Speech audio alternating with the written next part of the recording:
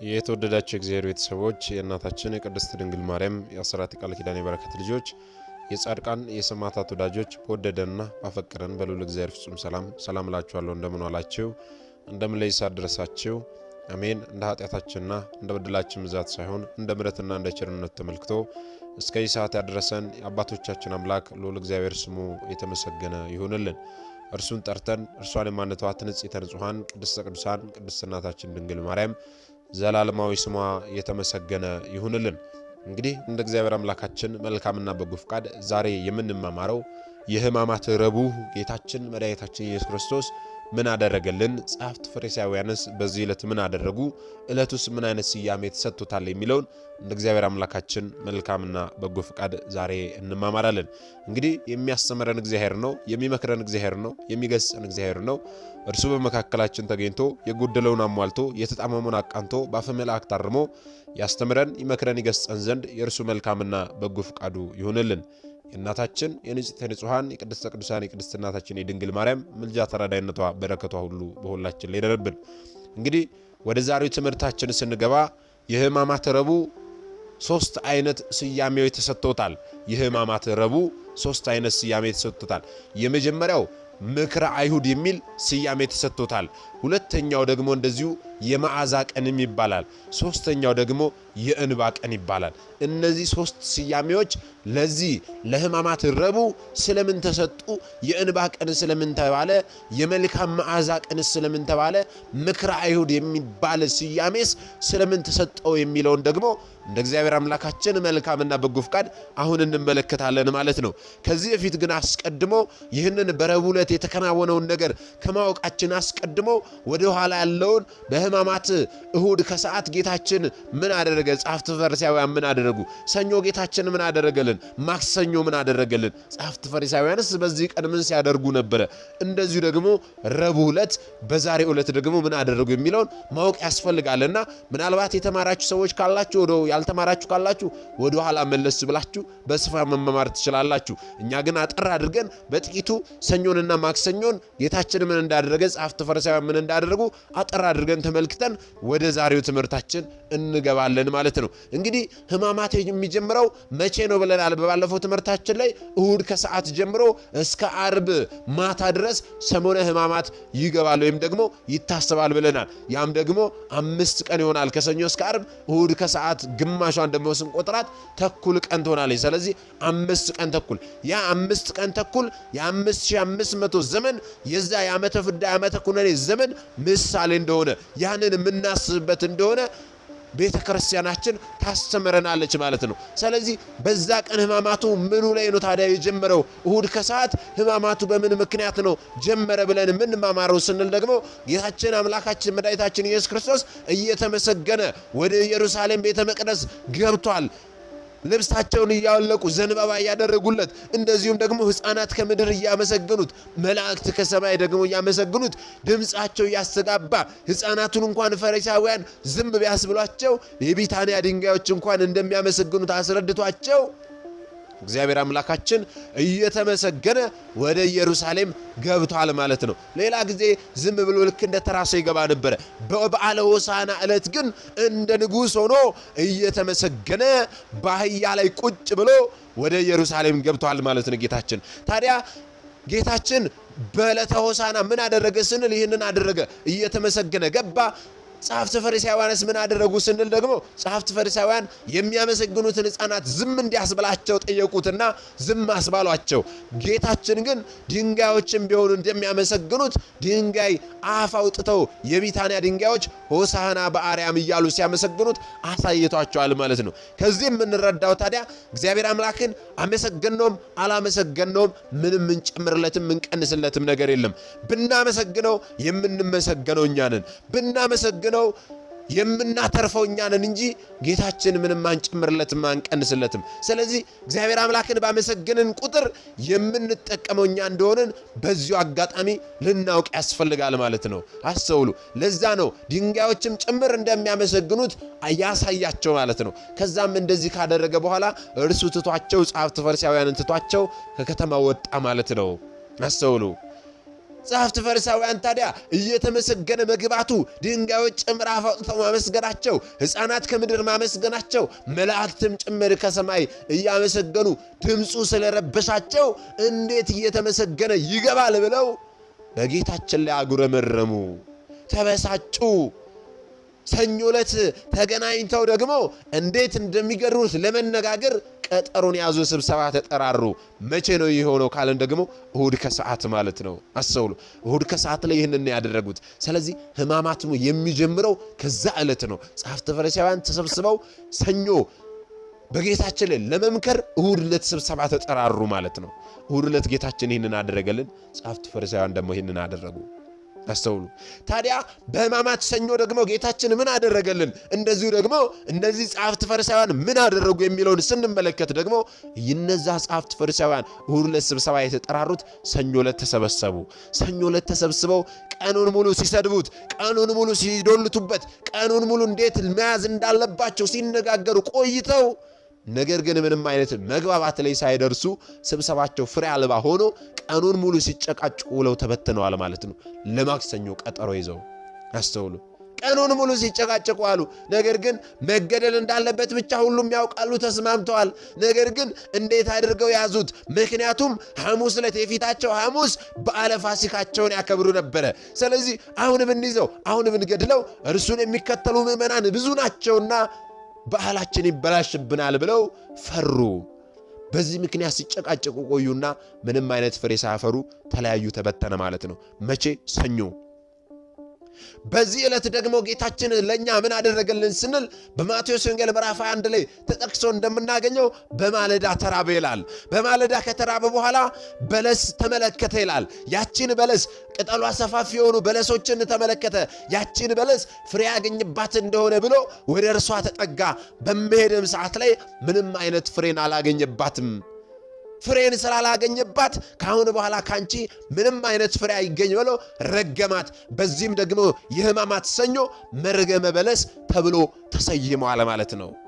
ይህንን ደግሞ ሚስጥሩን ስንመለከት በባለፈው በደንብ ተመልክተናል። ነገር ግን አጥር አድርገን ተመልክተን ለማለፍ ያህል ጌታችን አምላካችን መድኃኒታችን ኢየሱስ ክርስቶስ ለእኛ ምን አደረገልን? በሕማማት ሰኞ ስንል አዳምና ሔዋን ዕፀ በለስን ቆርጠው ያመጧትን ዕዳ በደል ወይም ደግሞ ኃጢአትን እርሱ አምላካችን መድኃኒታችን ኢየሱስ ክርስቶስ በዚህ በሕማማት ሰኞ ዕፀ በለስን ረግሟት ዕፀ በለስን አስታኮ ኃጢአታችንን አጠፋልን፣ ደመሰሰልን ማለት ነው። ዕፀ በለስን እንደረገማት ወዲያው ደርቃለች። ወዲያው መድረቋ ደግሞ አዳምና ሔዋን የቀጠፏት ያቺ ኃጢአት እግዚአብሔር አምላካችን እንደረገማት ወዲያው መጥፋቷን በእርሱ መጥፋቱን ለማጠየቅ ለማስተማር ሲል ነው ማለት ነው። ስለዚህ ጌታችን በሕማማት ሰኞ ለእኛ ምን አደረገልን? ዕፀ በለስን አስታኮ ኃጢአታችንን ረገመልን፣ አጠፋልን ማለት ነው። አስተውሉ፣ ይህንን አደረገልን። በሕማማት ማክሰኞ ደግሞ ምን ተደረገ? ጌታችን ምን አደረገልን? ጸሐፍት ፈሪሳውያንስ ምን አደረጉ የሚለውን ስንመለከት ደግሞ በሕማማት ማክሰኞ እነዛ እሁድ ዕለት ስብሰባ የተጠራሩት ሰኞ ዕለት ተሰብስበው መግባባት ያልቻሉት አሁንም ደግሞ ሐሙስ ዕለት በአንዱ ሊቀ ካህናት ቤት ተሰበሰቡ። አሁንም ሲጨቃጨቁ አሉ፣ ሲነጋገሩ አሉ፣ ሲማከሩ አሉ። ነገር ግን ምንም አይነት ፍሬ ሊያፈሩ አልቻሉም። ምንም ሊግባቡ አልቻሉም። ከዛ በኋላ ወደ ጌታችን ዘንድ ሄደው እግዚአብሔር አምላክን ጥያቄን ጠየቁት። በሕዝብ ፊት ሆኖ ጌታችን እያስተማረ ሳለ ማለት ነው። ያንን ጥያቄ የጠየቁት ግን እነርሱ እሱን ለማሳፈር ፈልገው ነበረ። እርሱ ግን ምን ልብና ኩላሊትን የሚመረምር አምላካችን ምን ሊያደርጉ እንደመጡ ምን ሊጠይቁት እንደመጡ ያውቃልና ጥያቄያቸውን በጥያቄ መልሶ አሳፈራቸው ማለት ነው። አስተውሉ፣ ጥያቄያቸውን በጥያቄ መልሶ አሳፈራቸው። ጸሐፍት ፈሪሳውያን በሕማማት ማክሰኞ ቀን ሲመካከሩ ቆይተው ምንም አይነት ፍሬ አላፈራ ሲሉ ስብሰባቸውን ከበተኑ በኋላ ከእነርሱ ተመርጠው ማለት ነው፣ ሁሉም አይደሉም፣ ከእነርሱ ተመርጠው የካህናት አለቆችና የሕዝብ ሽማግሌዎች ተመርጠው ኢየሱስ ክርስቶስ ወደሚያስተምርበት ወደ ቤተ መቅደስ ሄዱ ማለት ነው። በዚህ ቀን ታዲያ ጌታችን ምን ሲያደርግልን ነበረ ስንል ደግሞ ረዥም ሰዓት በቤተ መቅደስ ተገኝቶ ረዥም ሰዓት ብዙ ትምህርቶችን ሲያስተምር የቆየበት ቀን ስለሆነ የሕማማት ማክሰኞ አንድም የትምህርት ቀን ተብላ ተሰይማለች። አንደኛው ስሙ ደግሞ እንደዚሁ የጥያቄ ቀን ወይም ደግሞ የጥያቄና መልስ ቀን ተብላ ተሰይማለች ማለት ነው። ይህም ደግሞ የራሱ የሆነ አስተምሮ ስላለ ነው። የትምህርት ቀን የተባለበት ምክንያት ጌታችን በዚህ ዕለት ረጅም ሰዓት ስላስተማረ ነው ብለናል። ወደ ቤተ መቅደስ ገብቶ ረጅም ሰዓት ስላስተማረ ነው ብለን።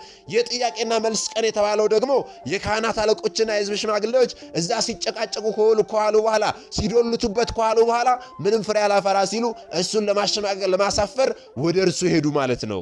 ጌታችን ታዲያ ምን ሲያደርጉ እንደነበረ፣ ምን ሊጠይቁት እንደመጡ፣ ምን ሲዶልቱበት እንደነበረ ሁሉንም ያውቃልና አስቀድሞ ለነርሱ ጥያቄያቸውን በጥያቄያቸው መለሰላቸው። ምን ብሎ ነው የጠየቁት? ምን ብሎ መለሰላቸው ስንል በማቴዎስ ወንጌል ምዕራፍ 21 ቁጥር 23 ጀምሮ ታገኙታላችሁ። ሙሉ ታሪኩን ተመልከቱት፣ ወይም ደግሞ ትላንትና የተማርነውን የሕማማት ማክሰኞን መማማር ትችላላችሁ።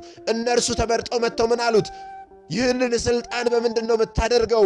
ይህንን ስልጣን ማን ሰጠ አሉት። የትኛውን ስልጣን ካለን ደግሞ ሰኞ ዕለት አንጾተ ቤተ መቅደስም ትባላለች። ቤተ መቅደስ ገብቶ ዕውራንን አብርቷል፣ ሽባዎችን ተርትሯል። እንደዚሁ በአልጋ ቁራኛ በደዌ ዳኛ የተያዙትን ፈውሷቸዋል። እንደዚሁ ደግሞ ሻጭ ለዋጮችን ከቤተ መቅደስ አባሯቸዋል። ጅራፍ ገምዶ እያባረረ አወጥቷቸዋል። ያንን አድርጎ ስለነበረ ማክሰኞ ዕለት እነዚህ ጻፍት ፈሪሳውያን ሕዝብ በተሰበሰበበት ቦታ ላይ ጌታችን እያስተማረ ሳለ መጥተው ይህንን በምን ስልጣን ታደርጋለህ? ማን ስልጣን ሰጠህ? አሉት። በዚህ ጊዜ ታዲያ ልብና ኩላሊትን የሚመረምረው አምላካችን ይህንን ስልጣን በምን ስልጣን እንደማደርግ ማወቅ ከፈለጋችሁ አለ እኔ ጥያቄ ጠይቃችኋለሁ። ለዛ ጥያቄ መልስ ከሰጣችሁኝ የእናንተን ጥያቄ ይህንን ነገር በማን ስልጣን እንደማደርግ ነግራችኋለሁ አላቸው። አስተውሉ። በምን ስልጣን ይህንን እንደሚያደርግ አጥተውት አልነበረም። ጸሐፍት ፈሪሳውያን አጥተውት አልነበረም። በምን ስልጣን እንደሚያደርጉ ያውቃል። ነገር ግን የተንኮል ጥያቄ ነው የጠየቁት። ጌታችንን ለማሸባቀቅ፣ ጌታችንን ምላሽ ለማሳጣት ነበረ በሕዝቡ ፊት ይህንን ጥያቄ ጠየቁት። ነገር ግን እሱ ልብና ኩላሊትን የሚመረምር አምላክ ነውና እናንተ ለእኔ ጥያቄ መልስ ከሰጣችሁኝ እኔም የእናንተን ጥያቄ መልሳለሁ አላቸው። እሺ ያሉ፣ ተስማሙ። ከዛ በኋላ ጥያቄን ጠየቃቸው። ምን የሚል ጥያቄ ጠየቃቸው ካለን የዮሐንስ ጥምቀት ከወዴት ነበረች? ከሰማይ ነች ወይንስ ደግሞ ከሰው ወይም ደግሞ ከምድር ብሎ ጠየቃቸው። ይህንን ጥያቄ ሲጠይቃቸው እርስ በርሳቸው ተነጋገሩ፣ እርስ በርሳቸው ተንሸኳሸኩ።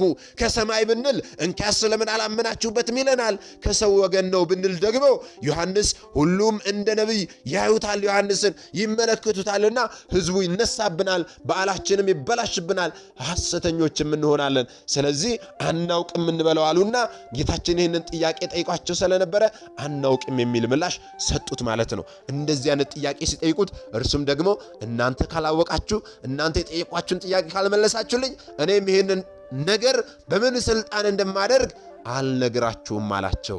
በዚህ ዕለት የሕማማት ማክሰኞ ጥያቄያቸውን በጥያቄ መልሶ ጸሐፍት ፈሪሳውያን ሊያሳፍሩት የመጡትን በተንኮል የመጡትን አሳፍሮ መልሷቸዋል ማለት ነው። ጌታችን በዚህ ቀን ይህንን አደረገ። አስተውሉ። ዛሬ ደግሞ የሕማማት ረቡዕ ጌታችን አምላካችን መድኃኒታችን ኢየሱስ ክርስቶስ ለእኛ ምን አደረገልን? ጸሐፍት ፈሪሳውያንስ ምን አደረጉ የሚለውን ማወቅ ያስፈልጋል። በመጀመሪያ ደረጃ ይህ ቀን ምክረ አይሁድ ይባላል። ሁለተኛም ደግሞ የእንባ ቀን ይባላል። ሶስተኛም ደግሞ የመዓዛ ቀን ይባላል። የመልካም መዓዛ ቀን ይባላል። እነዚህ ሶስት ስያሜዎች የተሰጡት በምን ምክንያት ነው የሚለውን ደግሞ አሁን እንመለከታለን ማለት ነው። በዚህ ቀን ጸሐፍት ፈሪሳውያን ምን አደረጉ ስንል ሰኞ ዕለት ተሰበሰቡ፣ እሁድ ለስብሰባ ጠሩ፣ ሰኞ ተሰበሰቡ። ነገር ግን ሰኞ ተሰብስበው ምንም አይነት ፍሬን አላፈራም ስብሰባቸው። ወደ ማክሰኞ ተቀጣጠሩ። ማክሰኞም ተሰብስበው ሲዶልቱበት ውለው ምንም ፍሬ ሳያፈሩ ረቡዕ ተቀጣጠሩ። ረቡዕ ደግሞ ቀያፋ በሚባል በሊቀ ካህናቱ በአንዱ ሊቀ ካህናት ቀያፋ በተባለው ግቢ ተሰብስበው ምክረ አይሁድ ወይም ደግሞ ምክረ አይሁድ የተባለበት ቀን ይህ ስያሜ የተሰጠበት ምክንያት ምክራቸውን ሁሉ ያጠናቀቁበት የጨረሱበት ቀን ነው። ጌታችን መገደል እንዳለበት ተስማምተው ጨረሱ።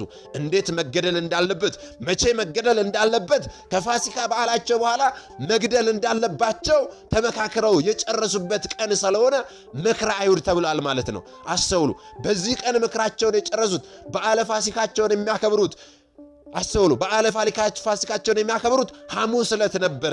ስለዚህ ከሐሙስ በፊት ረቡዕ ተሰበሰቡና ምን አይነት ነገርን ተነጋገሩ። በዓላችን ካለፈ በኋላ ይዘው ሊገሉት ሙሉ ለሙሉ ተስማሙ ማለት ነው። አስተውሉ፣ ይዘው ሊገሉት ተስማሙ። ምክንያቱም እነዛ ቀይ ባህርን ተሻግረው ከግብጽ ባርነት የወጡበትን በዓለ ፋሲካ ብለው ሐሙስ ዕለት ያከብሩ ነበር። በዛ በዓለ ፋሲካቸው ቀድመው ጌታችንን ቢዙት በዓላቸው ይበላሽባቸዋል። ምክንያቱም ጌታችንን የሚከተሉ ብዙ ሕዝቦች ነበሩ። እርሱን የሚከተሉት ይነሱብናል፣ በዓላችን ይበላሽብናል አሉና ከበዓል በኋላ ጌታችንን ይዘው እንደሚገድሉት፣ እንደሚገርፉት፣ እንደሚሰቅሉት ውሳኔ ያስተላለፉበት ዕለት ነው። አስተውሉ፣ ውሳኔ ያሳለፉበት ቀን ነው። በዚሁ በዛሬው ዕለት ነው አይሁድ ጌታችንን ለመያዝ የመከሩት። ስለዚህ የምክር ዕለት ይባላል ማለት ነው። የምክር ዕለት ወይም ደግሞ ምክር አይሁድ ይባላል ማለት ነው። ሊቃነ ካህናትና ጸሐፍት ጌታን እንዴት መያዝ እንዳለባቸው ምክራቸውን የፈጸሙበት፣ በምክራቸው ወቅት ደግሞ ትልቅ ጭንቀት የነበረባቸው፣ ሰኞ ዕለትም ተሰብስበው መፍትሄ ያላገኙበት፣ ማክሰኞም ደግሞ ተሰብስበው መፍትሄ ያላገኙበት፣ ሮብ ዕለት ትክክለኛ መፍትሄ ያገኙበት አንድ ነገር ነበረ። ያም ደግሞ የአስቆሮቱ ይሁዳ ነበረ። ትልቁ ጭንቀታቸውን ያቃለለላቸው። ይህም ደግሞ እንዴት ነው የምንይዘው የሚለው ነበረ ማያስማማቸው። ምክንያቱም መገደል እንዳለበት ተስማምተዋል፣ መያዝ እንዳለበት ተስማምተዋል። ግን እንዴት ያዙት? እንዴት ነው የምንይዘው? የት ነው የምንይዘው የሚለውን ነገር በጣም ጥያቄ ነበረባቸው። ፈተና ሆኖባቸው ነበረ። ነገር ግን ይህንን ትልቁን ጭንቀታቸውን የምክራቸው ተካፋይ ሆኖ በመካከላቸው በመገኘት ጭንቀታቸውን የአስቆሮቱ ይሁዳ አቀለለላቸው ወይም ደግሞ አስወገደላቸው ማለት ነው። በማቴዎስ ወንጌል ምዕራፍ 26 ቁጥር 1 እስከ 14 ያለውን ስታነቡ ታገኛላችሁ ማለት ነው። አስተውሉ፣ ይህንን አደረጉ። እንዴት እንደሄደ አስቆሮቱ ይሁዳ እንዴት አድርጎ ወደ ቀያፋ እንደሄደ እንመለከታለን። ታዲያ እነዚህ ጸሐፍት ፈሪሳውያን ምክራቸውን ሲያጠናቅቁ እንደዚሁ ደግሞ ውሳኔ በሚያስተላልፉ በዚህ ቀን ጌታችን የት ነበረ? ጌታችን ምን እያደረገ ነበረ የሚለውን ደግሞ ማወቅ ያስፈልጋል። ጌታችን በዚህ ዕለት በለምጻሙ በስምዖን ቤት ተቀምጦ ሳለ መላ ሕይወቷን ለዝሙት አስገዝታ ትኖር የነበረች ማርያም እንተፍረት የተባለች ዋጋው እጅግ ውድ የሆነ የአልባስጥሮስ ሽቶ አምጥታ በራሱ ላይ በማርከፍከፍ ስለቀባቸው ነው የመዓዛ ቀን የተባለው ማለት ነው። በዚህ ቀን ጌታችን ስምዖን ለምጻሙ ወይም ደግሞ ስምዖን ዘለምጽ በተባለ ቤት ቁጭ ብሎ ነበረ። አስተውሉ፣ ተቀምጦ ነበረ። በዚህ ዕለት ማለት ነው። ማርያም እንተፍረት የተባለች እንተፍረት ትክክለኛ እቺ መላ ሕይወቷን ለዝሙት ሕይወት አሳልፋ የሰጠች፣ ለኃጢአት አሳልፋ የሰጠች ይቺ ማርያም ትባላለች። ማርያም እንተፍረት የተባለችበት ምክንያት እንተፍረት ማለት ሽቶ፣ ባለ ሽቶ ማለት ነው። ባለሽቶ ማለት ነው እንተፍረት። ስለዚህ ማርያም ባለሽቷ የምትባል ሆናለች ማለት ነው። በዚህ ቀን ታዲያ ይቺ ማርያም እንተፍረት መላ ሕይወቷን ለኃጢአት ለዝሙት አሳልፋ የሰጠች በዕለታት አንድ ቀን ብድግ ብላ መስታወት ትመለከታለች። መስታወትን በምትመለከትበት ሰዓት ላይ በጣም መልካም ነች፣ ውብ ነች። ፀጉሯ የወረደ ነው። ምንም የሚወጣላት እንከን የሚገኝላት አልነበረችም። ለዛም ነበረ በዝሙት የምትተዳደረው፣ ብዙዎችን የምታስት ነበረች። ራሷን ለኃጢአት አሳልፋ የሰጠች ነበረች። ታዲያ መስታወትን በምትመለከትበት ሰዓት ላይ እንዲህ አለች፣ በጣም መልካም ነበርኩኝ፣ ውብ ነበርኩኝ። ነገር ግን ምን ዋጋ አለው? ይህ መልካምነቴ ይህንን ውበቴን አፈር ይበላዋል፣ መበስበስ አይቀርም። ስለዚህ ኃጢአትን የሚያስተሰርይ ኢየሱስ የተባለ ሰው መጥቷልና ወደ እርሱ ዘንድ ሄጄ ኃጢአቴን ይቅር እንዲለኝ ጠይቀዋለሁ ብላ ተነሳች። ከተነሳች በኋላ ወደ አንድ ነጋዴ ሄደች። 300 ዲናር ይዛ ወደ አንድ ነጋዴ ቤት ሄደች ማለት ነው ልትገዛ። ከዛም በኋላ ሄዳ ምን አለችው? ያንን ነጋዴ በ300 ዲናር የሚሸጥ ነገሥታት የሚቀቡት ውድ የሆነ ሽቶ ስጠኝ አለችው። በዚህ ጊዜ ያ ነጋዴ አይኔ እንዲህ አይነት ሽቶ የለኝም። ምክንያቱም 300 ዲናር ማለት በዛ ጊዜ በጣም ብዙ ብር ማለት ነው። በቃ እንደ 300 ሺህ ብርም ከዛም በላይ ልትቆጥሩ ትችላላችሁ። 300 ዲናር ማለት በጣም ውድ ብር ማለት ነው። አስተውሉ። እርሷ ግን ለብሯ ሳትሰስት፣ ለምንም ሳትሰስት በ300 ዲናር የሚገዛ ሽቶን ፍለጋ ወደ አንድ ነጋዴ ቤት ሄደች። ኃጢአቷን እንዲሰረይላት፣ ለኃጢአቷ ማስተስሪያ የሆንላት ዘንድ አስባ ማለት ነው። አስተውሉ። ከዛም በኋላ ያ ነጋዴ ታዲያ እኔ በእንዲህ አይነት ዋጋ የሚሸጥ ሽቶ የለኝም አላት። በዚህ ጊዜ የነጋዴው እናት አብራው ነበረች እንጂ እና አይደለም አለ አለችው። አለ ሰለሞንና ዳዊት ሲቀቡት የነበሩት የንግስና ሽቷቸው አለ በቤት ውስጥ ሂድ አውጣና በ300 ዲናር ሽጥላት አለችው። ነገስታት ሲቀቡት የነበረውን ያንን መዓዛው እጅግ የሚያውደውን ሽቶ በ300 ዲናር እንዲሸጥላት ነገረችው ያቺ የነጋዴው እናት። በዚህን ጊዜ እነ ሰለሞን እነ ዳዊት በንግስና ላይ ሳሉ ይቀቡት የነበረውን ያንን የአልባስጥሮስ ሽቶ ዋጋው እጅግ ብዙ የሆነውን በ300 ዲናር ገዝታ ወደ ጌታችን ዘንድ ወደ ስምዖን ዘለምጽ ቤት እየገሰገሰች ሄደች። ከዛስ ምን አደረገች? እየገሰገሰች ከሄደች በኋላ ቀጥታ ግፊያ ነበረ በዛ ቦታ ላይ ማለት ነው። ያንን ሁሉ ግፊያ አልፋ ሄዳ ጌታችን እግር ስር ተደፋች። ጌታችን እግር ስር ተደፍታ በእንባዋ እግሩን አጠበች። በፀጉሮቿ ደግሞ ውብ ነች፣ መልከ መልካም ነች ብለናል። ፀጉሯ ረጅም ነበርና በእንባዋ እግሩን አርሳ አጥባ እንደዚሁ እኛ ፊታችንን ታጥበን በፎጣ እንደምናደራርቀው በፀጉሯ ደግሞ እግሮቹን አደራረቀች። እንዲህ ካደረገች በኋላ በ300 ዲናር የገዛችውን ያንን ውዱን ሽቶ አንስታ በፀጉሩ ላይ፣ በልብሶቹ ላይ፣ በእግሩ ላይ ነሰነሰችው። በዚህ ጊዜ ያ የስምዖን ዘለምጽ ቤት በመዓዛ ታወደ። በጥሩ መዓዛ፣ በጥሩ ሽቶ መዓዛ ታወደ። ለዚህ ነው የመዓዛ ቀን የሚል ስያሜ የተሰጠው ማለት ነው። በዚህ ጊዜ ታዲያ በወቅቱ የነበሩት ሐዋርያትም እጅጉን ተቆጡ። በይበልጥ ደግሞ የአስቆሮቱ ይሁዳ እጅጉን ተቆጣ፣ ተናደደ። ምክንያቱም እንዴት ይህንን የመሰለ ውድ ዕቃ ውድ ሽቶ በ300 ዲናር ገዝታ ታመጣለች ብሎ ማለት ነው። አስተውሉ። እርሱ ምክንያቱም በዛ በሐዋርያት ውስጥ ስራ ነበረው፣ ስልጣን ነበረው። ምን አይነት ስልጣን ስንል ደግሞ ገንዘብ ያዥ ነበረ፣ ሰብሳቢ ነበረ። ገንዘብ በሚሰበስበው ከዛ ከሚሰበስበው ገንዘብ ላይ ደግሞ ከ10 ከመቶ ደግሞ 10 ብር የሱ ነበረ።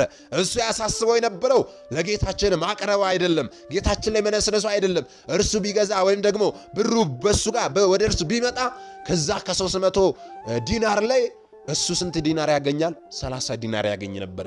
አስተውሉ። እዚህ ጋር በደንብ አስተውላችሁ ያዙልኝ። 30 ዲናር ያገኝ ነበረ።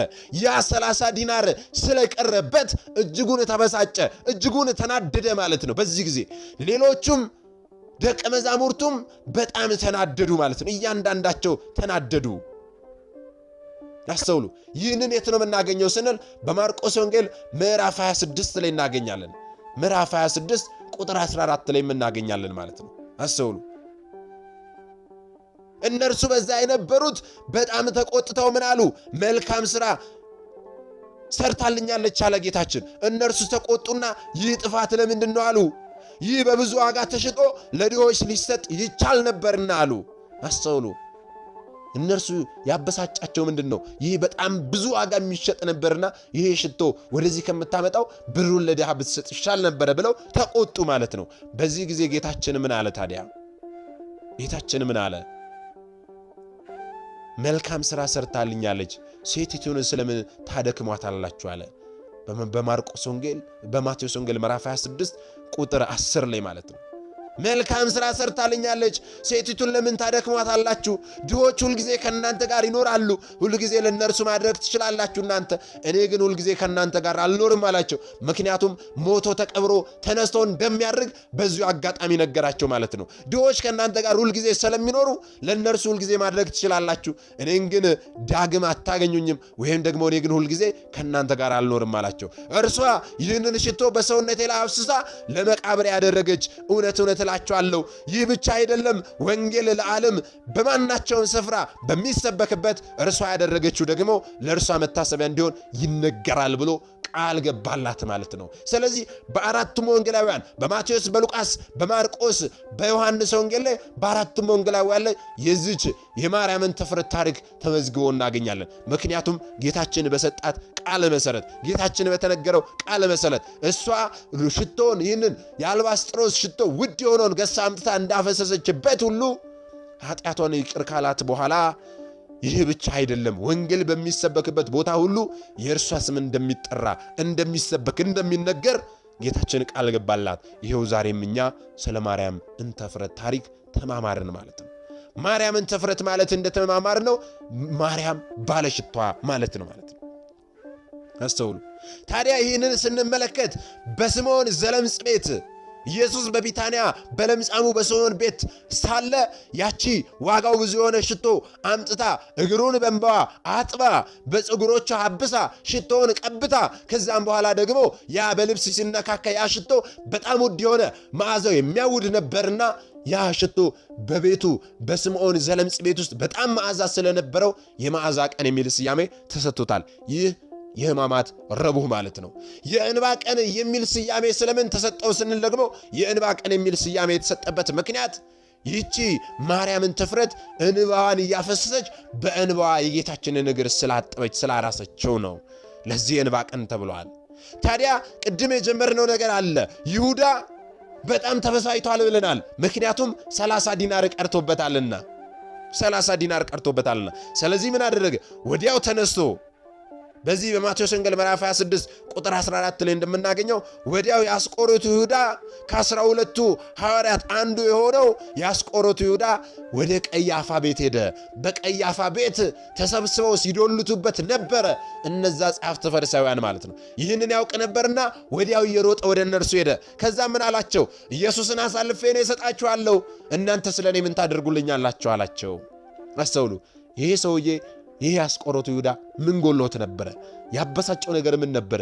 ያቺ 300 ዲናር በሱ በኩል ብትመጣ ከ300 ዲናር ላይ የሱ 30 ዲናር ነበረች። ያቺ 30 ዲናር መቅረቷ መጉደላ አበሳጭቶት ነበርና ሄደው እነርሱ ጋር ሄድሮ ክርስቶስን አሳልፌ እሰጣችኋለሁ፣ የምትፈልጉትን እኔ አሳልፌ እሰጣችኋለሁ፣ እናንተ ስለኔ ምን ታደርጉልኛላችሁ አላቸው። በዚህ ጊዜ እነርሱ 30 ዲናር እንሰጣለን አሉት።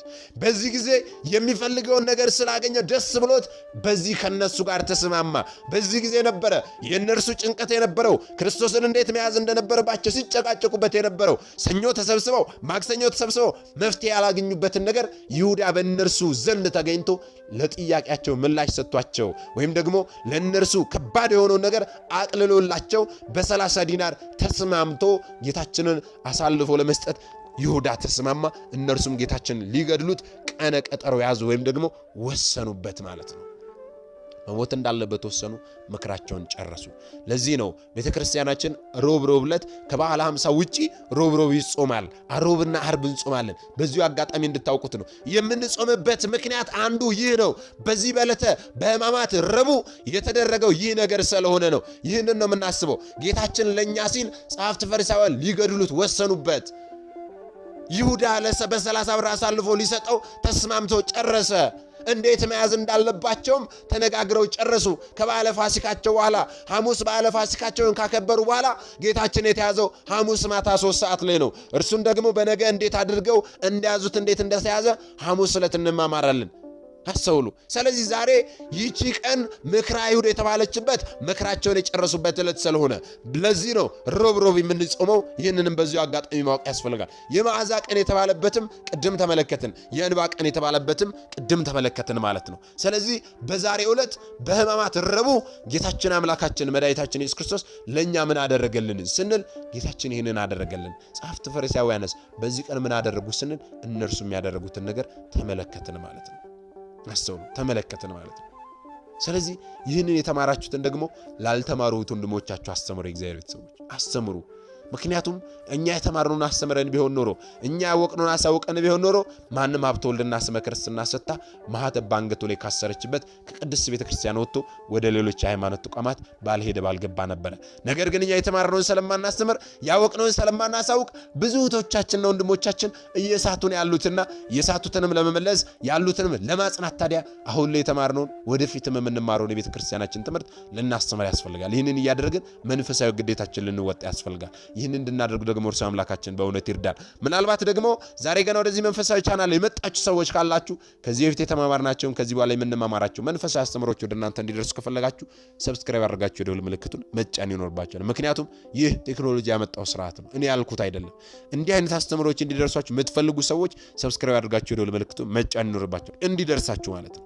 አለበለዚያ ካላደረጋችሁ ዛሬ እንደ አጋጣሚ ይህንን አስተምሮ ሰምታችሁ ሊሆን ይችላል፣ በቀጣይ ከዚህ የሚለቀቁ አስተምሮች አይደርሷችሁ ማለት ነው። ስለዚህ እንዲደርሳችሁ ከፈለጋችሁ ይህንን ማድረግ ይኖርባችኋል። እግዚአብሔር አምላካችን እስካሁን ሰዓት ጠብቆ ያስተማረን የመከረን ይገሰን የአባቶቻችን አምላክ ልዑል እግዚአብሔር ስሙ የተመሰገነ ይሁንልን።